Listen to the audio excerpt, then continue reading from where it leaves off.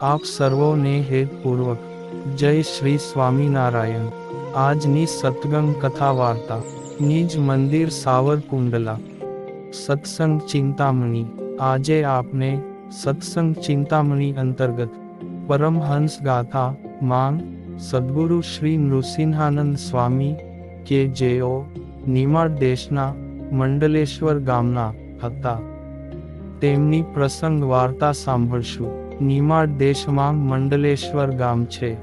ત્યાં બ્રાહ્મણ વિષ્ણુ શર્મા રહેતા હતા। તેમની પત્નીનું નામ ત્રિવેણી બાઈ હતું। તેઓ સદાચારી અને ભગવત ભક્ત હતા। તેમને ઘેર સંવંત 1813માં વૈશાખ સુદ 14ને દિવસે એક પુત્રનો જન્મ થયો। તેમનું નામ ભાનુશર્મા પાડેલું હતું।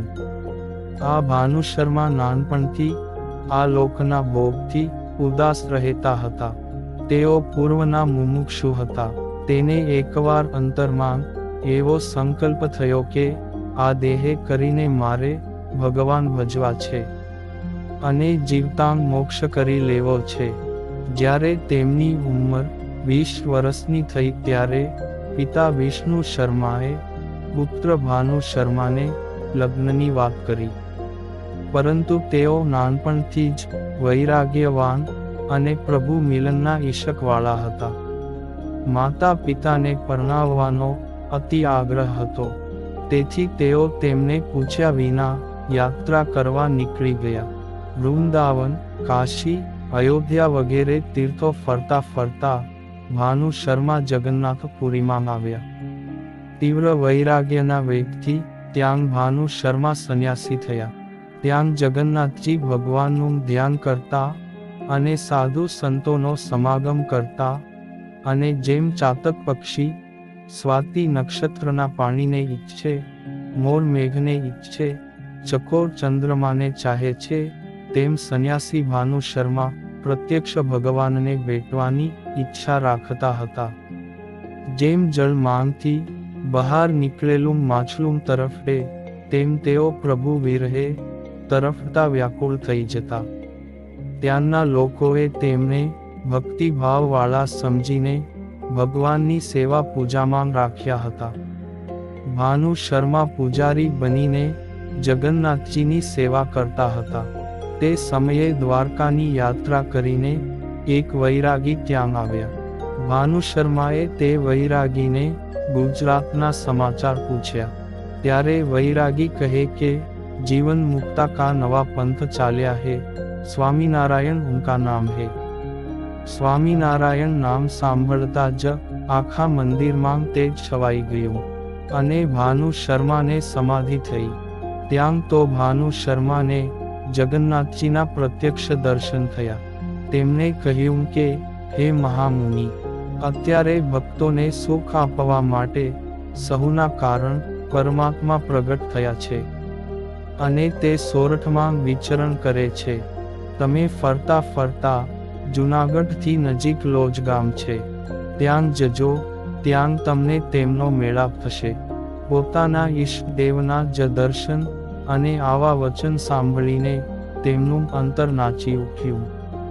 પછી ભાનુ શર્મા સ્તુતિ કરતા કહે છે કે હે પ્રભો, આપ માયાથી પર છો, સમગ્ર દેહધારીઓએ ઉપાસના કરવા યોગ્ય છો। આ જગતમાં અનેક જીવોનો મોક્ષ કરવા માટે આપ અવતર્યા છો। જે રૂઢી બુદ્ધિવાળા મનુષ્ય છે તે જ આપની આવી ઈચ્છાને જાણી શકે છે, પણ જે માયાથી ઘેરાઈ ગયા છે તેવા લોકો આપને ઓળખી શકતા નથી। આ જગતમાં જે સુબુદ્ધિ પુરુષ છે તે જ પોતાના કલ્યાણને માટે પ્રયત્ન કરતો રહે છે અને આવા પ્રયત્નશીલ મનુષ્યને જ મુનિઓ જ્ઞાની પુરુષ કહે છે। આવી બુદ્ધિ વિનાના મનુષ્યો તો આ લોક અને પરલોક બંને બગાડે છે। તેનો મનુષ્ય જન્મ વ્યર્થ જાય છે અને તેઓ સંસારમાં અત્યંત દુઃખી થાય છે। જે સુજ્ઞ પુરુષો પોતાના મનને એકાગ્ર કરીને જીવનમાં પરમ કર્તવ્ય કલ્યાણનો નિશ્ચય કરે છે અને સર્વના માલિક આપના સ્વરૂપમાં મનોવૃત્તિ જોડી દે છે, તે મનુષ્યો જ ગુણી કહેવાય છે અને તે જ સુખી થાય છે. જે મનુષ્યોને મનનો જ વિશ્વાસ છે તેને સુખનો છાંટો પણ મળતો નથી. હે પરમેશ્વર, સત્યથી પડી ગયેલા અને ડગલે ને પગલે હીન દોષોમાં ડૂબી ગયેલા તે લોકોને આ જગતમાં આપના સિવાય બીજો કોણ બચાવી શકે? આ રીતે ભાનુ શર્માએ જ્યારે ભગવાનની સ્તુતિ કરી ત્યારે પ્રભુ થોડું હસ્યા અને તેમના દેખતાં જ તુરંત મૂર્તિ રૂપે થઈ ગયા. પછી ભાનુ શર્મા તો થોડી વાર રહીને સમાધિમાંથી જાગ્યા અને પ્રત્યક્ષ પરમાત્માના ચરણ કમળના દર્શનની તીવ્ર ઈચ્છા થઈ. આ સમયે ગુજરાતમાંથી જસદણના ચેલા ખાચર, કુંડળના અમરા પટગર, રાયબામાં, ગઢપુરના જીવા ખાચર વગેરે જગન્નાથપુરીની યાત્રા કરવા ગયા હતા. તેમને આ રીતે સમાધિમાં ડૂબેલા ભાનુ શર્માને જોયા. પછી તેઓ વાતો કરવા લાગ્યા કે આ પૂજારી તો પ્રગટ પ્રભુને પામે એવા પવિત્ર છે, પરંતુ જો તે આપની સાથે ગુજરાતમાં આવે તો આપણે તેને સ્વામિનારાયણ ભગવાનના દર્શન કરાવીએ, કેમ જે આજે પ્રગટ પુરુષોત્તમ નારાયણ આપના ઘરમાં રહે છે. આ વાત ભાનુ શર્માએ સાંભળી. પછી ભાનુ શર્મા કહે કે પ્રગટ ભગવાન તમારે ઘેર રહે છે અને તેને મૂકીને તમે અહીં કેમ આવ્યા છો? ત્યારે ચેલા ખાચર કહે, અમો યાત્રા કરવા માટે આવેલા નથી, પણ તે ભગવાનના સાધુ મુક્તાનંદ સ્વામી તથા યોગાનંદ સ્વામી જેવા મોટા સાધુ કોઈ આ જગતમાં છે કે નહીં, એની શોધ કરવા આવેલા છીએ. ત્યારે ભાનુ શર્મા કહે છે કે બહુ સારું. પછી ભાનુ શર્મા તુરત જ શાલિગ્રામનો બટવો લઈને અને પ્રત્યક્ષ પરમાત્માને પામવા માટે જગન્નાથપુરીમાં આવેલા યાત્રિકો સાથે ચાલી નીકળ્યા. આ વિશ્વમાં કોઈક વિરલા પુરુષો જ આ રીતે પોતાના કલ્યાણ માટે પ્રયત્ન કરે છે અને જેને ભગવાનને પામવાની લગ્ની હોય તેને ભગવાન જરૂર પોતાની પાસે બોલાવી લે છે. આમ કેટલાક દિવસો વીત્યા ત્યારે ભાનુ શર્મા ફરતા ફરતા લોજ ગામમાં આવ્યા અને ત્યાં તેમને સ્વામિનારાયણ ભગવાનનો મેળાપ થયો.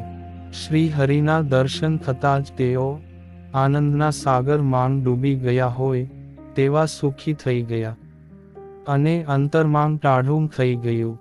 તેમના આધ્યાત્મિક આદિક ત્રિવિધ તાપો શમી ગયા. આત્યંતિક કલ્યાણના સન્માર્ગરૂપ કમળને વિકસાવતા સૂર્ય હોય ને શું, આવા મહાન પ્રતાપી શ્રી હરિને પામીને નિશ્ચય કર્યો કે આ તો સાક્ષાત ભગવાન છે. પછી તેઓ હંમેશાને માટે પ્રગટ પ્રભુની સેવામાં સમર્પિત થયા. સત્સંગમાં બે નૃસિંહાનંદ સ્વામી હતા. તેમાં આ નાના નૃસિંહાનંદ સ્વામી તરીકે પ્રસિદ્ધ થયા હતા. તેઓ કેટલાક દિવસ શ્રીજી મહારાજ સાથે રહ્યા. મહારાજે તેમને ઘણો ઉપદેશ આપ્યો. પછી શ્રી હરિની આજ્ઞાથી તેમને વિદ્યાભ્યાસ કર્યો. તેઓ જ્ઞાનીઓમાં શ્રેષ્ઠ અને વેદાંત શાસ્ત્રમાં પારંગત વિદ્વાન બન્યા હતા. શ્રી હરિએ તેમને સંતો સાથે સત્સંગમાં ફરવાનું કહ્યું હતું. આ રીતે સંતો સાથે ફરતા ફરતા એકવાર તેઓ સાંરગપુર ગામે શ્રીજી મહારાજને મળ્યા. ત્યાર પછી ગઢપુર આવ્યા. ત્યારે શ્રી હરિ તેમના ઘણા જ વખાણ કરવા લાગ્યા. પછી શ્રીજી મહારાજે સહુને એમ કહ્યું કે અહીંના માણસો જગન્નાથજીની યાત્રાએ જાય છે ને તેના પૂજારી તો અમારા સંત થઈને અહીં રહ્યા છે. ત્યારે જીવા ખાચર, અમરા પટગર, ચેલા ખાચર વગેરે કાઠીઓ ત્યાં હાજર હતા. તેઓ કહે કે હે મહારાજ, અમોએ ઘણી યાત્રા કરી પણ આ મુક્તાનંદ સ્વામી તથા યોગાનંદ સ્વામી જેવા સાધુ તો કોઈ સ્થળે દીઠ્યા નહીં. ત્યારે શ્રી હરિ કહે, આ નૃસિંહાનંદ સ્વામી જેવા મુમુક્ષુઓ પણ બધા સ્થળે હોતા નથી. એમ તેમની ખૂબ પ્રશંસા કરી. વળી એકવાર શ્રીજી મહારાજ ગઢપુર માંગ સભા કરીને બેઠા હતા. ત્યારે દેવ દ્રવ્ય ચોરવાથી મહાપાપ થાય છે એમ વાત કરી. તે સમયે નૃસિંહાનંદ સ્વામી કહે, હે મહારાજ, હું જગન્નાથપુરીથી આપને મળવા ચાલ્યો તે રસ્તામાં ફરતાં વૃંદાવનમાં આવ્યો ને ત્યાં મંદિરમાં જઈને દેવના દર્શન કર્યા તથા તે જગ્યાના મહંતના પણ દર્શન કર્યા. તે રસોઈ તૈયાર થઈ એટલે સર્વે હરિહર કરવા માટે પંક્તિમાં જમવા બેસી ગયા. તે વખતે હું જાગી ગયો ને જાણ્યું કે મારે પણ પંક્તિમાં મળતું આવે તેમ છે, માટે હું પણ આની ભેળો જમી લઉં એમ ધારીને પંક્તિમાં બેઠા ત્યારે તેઓ પીરસવા માંડ્યા. તે સર્વેને પીરસીને જમવાની આજ્ઞા કરી ત્યારે એક વૈરાગી મારી પાસે બેઠેલો હતો. તે બોલ્યો કે તમે બીવો નહીં તો હું તમને એક વાત કહું. એમ કહીને કહે છે કે આ તમને પીરસ્યું છે તે મોતૈયા જલેબી જેવું દેખાય છે, પણ તે મોતૈયા જલેબી નથી, એ તો વિષ્ટા અને હાડકાં આદિક અપવિત્ર વસ્તુ છે. તે તમે ખાશો નહીં ને સવારે જોજો તો જણાશે. અને આ જે સર્વે તમને વૈરાગી જેવા જણાય છે તે સર્વે ભૂત છે. ત્યારે મેં કહ્યું, તમે ભૂત કેમ થયા છો? ત્યારે તેમણે કહ્યું કે તીર્થમાં રહીને તથા મંદિરમાં અધિકારી થઈને વ્યભિચાર તથા ચોરી આદિક પાપકર્મ કર્યા તેણે કરીને આવી ગતિને પામ્યા છે. ને આવાંગ તો ઘણાં ટોળાં આંહીન ફરે છે. એમ કહીને તે વૈરાગી પોતાની નાક ભેગો જમીને પોતાને આસને ગયો. ને જે સર્વેમાં મોટા મહંત હતા તે પોતાના ઘોડા, ઊંટ આદિક વાહન ઉપર બેસીને ગયા. પછી હે મહારાજ, હું ત્યાં સૂતો પણ ઊંઘ આવી નહીં. સવારે ઉઠીને જોયું તો પોતાને જે પીરસેલું હતું તે હાડકાં આદિક અપવિત્ર વસ્તુ હતી. તે જોઈને મેં વસ્ત્ર સહિત સ્નાન કર્યું અને અહીં તો મારું કલ્યાણ નહીં થાય એમ સમજીને હું ત્યાંથી ભૂખ્યો જ ચાલી નીકળ્યો. તે અહીં ગઢપુર આવીને તમને મળ્યો ત્યારે શાંતિ થઈ. નૃસિંહાનંદ સ્વામીએ પોતાની ઉપરોક્ત વાત કહી. તે સાંભળીને સહુ સંતો ભક્તોને સાવધાની આપતા શ્રી હરિ કહે છે કે હે સંતો ભક્તો, ક્યારેય પણ અણહકનો પૈસો ઘરમાં આવવા દેતા નહીં. પરાયું દ્રવ્ય તો પોતાની જ અધોગતિ કરે છે. મોટા હોય તો પણ દેવ દ્રવ્ય ચોરનારની દુર્દશા જ થાય છે. માટે જે મંદિરોનો વ્યવહાર કરતા હોય તે સાવધાન રહેજો. અંતર્યામીની ક્યારેય અવગણના કરતા નહીં. ભગવાનને માથે નહીં પણ સાથે રાખીને સેવા ભક્તિ કરજો. માથે કરજ કરીને ક્યારેય મોજશોખ ન કરવા. તેમાં પણ દેવનું નાણું તો ક્યારેય ન લેવું, કેમ જે દેવના દ્રવ્ય જેવું કોઈ મોટું પાપ નથી. શ્રીજી મહારાજ આ નૃસિંહાનંદ સ્વામીને લગભગ સાથે જ રાખતા. સર્વ ગુણોથી સંપન્ન તે મુનિને અન્ય સંતો પણ ઘણું જ માન આપતા હતા. એકવાર ગઢપુરમાં આ નૃસિંહાનંદ મુનિએ પ્રાર્થના કરી એટલે સંતોના પરમ ગતિ રૂપ શ્રી હરિ રાજી થયા અને પોતાના આશ્રિતોને સાથે લઈને લોકોનું કલ્યાણ કરવા માટે ઉન્મત્ત ગંગામાં સ્નાન કરવા ગયા. સ્નાન કરીને શ્રી પ્રભુ નૃસિંહાનંદ સ્વામીનો હાથ પકડીને ગંગાજળ માંગથી બહાર નીકળ્યા ને કોરાંગ વસ્ત્ર પહેર્યા. પછી ત્યાં બિછાવેલા સુંદર આસન ઉપર વિરાજમાન થયા અને નૃસિંહાનંદ સ્વામીને કહ્યું કે સાધુરામ, તમે માગણી કરીને મને અહીં સ્નાન કરવા લઈ આવ્યા છો, તેથી આ સ્થળનું નામ નૃસિંહાનંદ ઘાટ થશે. સિંધુ તીર્થના અધિષ્ઠાતા દેવ શ્રી જગન્નાથજીથી યુક્ત આ ઘાટ શ્રેષ્ઠ ગણાશે.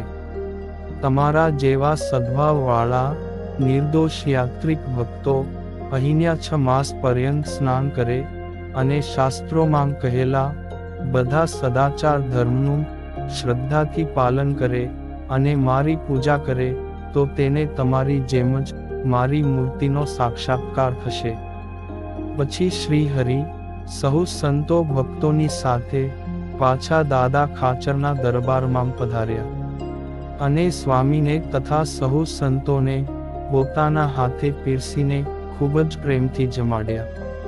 વળી એકવાર સંવંત 1876 માં શ્રી હરિ ગઢપુર માં સભા ભરીને બેઠા હતા ત્યારે નૃસિંહાનંદ સ્વામી જગન્નાથપુરીથી જે શાલીગ્રામ સેવવા લાવ્યા હતા તેના ઉપર શ્રીજી મહારાજે 9 ફૂલ મૂક્યા અને બ્રહ્માનંદ સ્વામીને ઉદ્દેશીને કહ્યું કે તમે વડતાલમાં 9 શિખરનું મંદિર કરાવજો.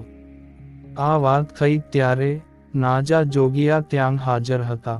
તેમણે આ વાત સંવંત 1896 માં નથુરામ ડોસા પાસે જૂનાગઢ માં લખાવી હતી. આ નૃસિંહાનંદ સ્વામી ભણી ગણીને હોશિયાર થયા હતા. અતિશય સેવાભાવી, નિર્માની અને શ્રદ્ધાવાન સંત હતા.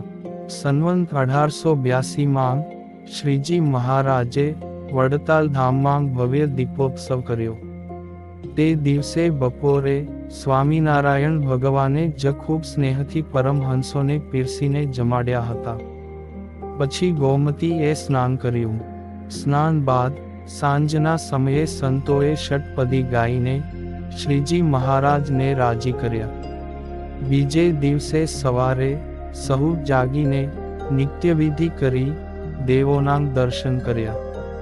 પછી અન્નકૂટના દિવસે સવારે શ્રી હરિ આગળ સહુ સંતો પૂજા કરવાની ઈચ્છાથી પધાર્યા. તે સમયે શ્રીજી મહારાજ માં અતિશય પ્રીતિવાન, સતત શ્રી હરિને પોતાની નજર સમક્ષ રાખનારા અને મૂર્તિમાં નિવાસ કરીને રહેનારા સદ્ગુરુ શ્રી નાના નૃસિંહાનંદ સ્વામીએ શ્રી હરિને પ્રસન્ન કરવા માટે 2 હાથ જોડી પ્રાર્થના કરી કે આપની મૂર્તિ કમનીય છે, કામને પણ મોહ ઉપજાવે તેવી સુંદર છે, અમારા સંતોના ચિત્તને આકર્ષે છે, બધી જ જાતની પીડા નષ્ટ કરે છે અને તેથી જ નિરંતર સંભાળ્યા જેવી છે. તે આપની આ સર્વોત્તમ માનવ ભાવનાને અનુસરતી આપની મૂર્તિ મારી દ્રષ્ટિ આગળ સતત વિરાજમાન રહો. સ્વામી શ્રીએ શ્રીજી મહારાજ પાસે જે વરદાન માગ્યું તે તેમના જીવનમાં પ્રત્યક્ષ દેખાય છે. નૃસિંહાનંદ સ્વામી એકવાર વનમાં એકાંતે ધ્યાન કરતા હતા ત્યારે વાઘે આવીને તેમને સૂંઘ્યા. તેથી સ્વામીએ પાછું વળીને જોયું. ત્યાં તો શ્રીજી મહારાજ પ્રગટ થયા અને પ્રભુએ વાઘને સોંપી મારી કાઢી મૂક્યો. પછી સ્વામિનારાયણ ભગવાન કહે, સ્વામી દર્શો માં, અમે તમારી રક્ષા કરીએ છીએ, સુખે અમારું ધ્યાન કરો. સ્વામીના જીવનમાં આવા ઘણા દિવ્ય પ્રસંગો બનેલા. જે ધ્યાન ભજન પરાયણ રહે તેની સહાયમાં સદૈવ ભગવાન હાજર રહે છે. આ નાના નૃસિંહાનંદ સ્વામીએ સત્સંગની ખૂબ જ સેવા કરી હતી. શ્રી હરિને તથા સંતોને તેમણે ખૂબ જ રાજી કર્યા હતા. તેઓ વિશેષતયા ગઢપુર માં જ રહેતા અને સંવંત 1906 માં માગશર સુદ 14 ના દિવસે સવારે સહુને કહ્યું કે આજે સાંજે 7 વાગ્યે સ્વામિનારાયણ ભગવાન અનંત મુક્તો સાથે મને તેડવા પધારશે. આ રીતે અગાઉથી કહીને સામર્થ્ય જણાવી તે દિવસે જ સાંજે 7 વાગ્યે નાના નૃસિંહાનંદ સ્વામી સ્વતંત્ર થકા આ નશ્વર ભૌતિક શરીરનો ત્યાગ કરીને ગઢપુરથી જ અક્ષરવાસી થયા હતા. આ સમયે 2 સંતો તથા મોટીબા વગેરે 4 ભક્તોને સ્વામીને મહારાજે અનંત મુક્તો સાથે તેડવા પધાર્યા. તેવા અલૌકિક દર્શન કરાવ્યા હતા અને હવે પછીની કથા વાર્તા આપને આગળના ભાગમાં સાંભળશું. અત્યારે આપ સર્વોને ભાવથી જય શ્રી સ્વામિનારાયણ.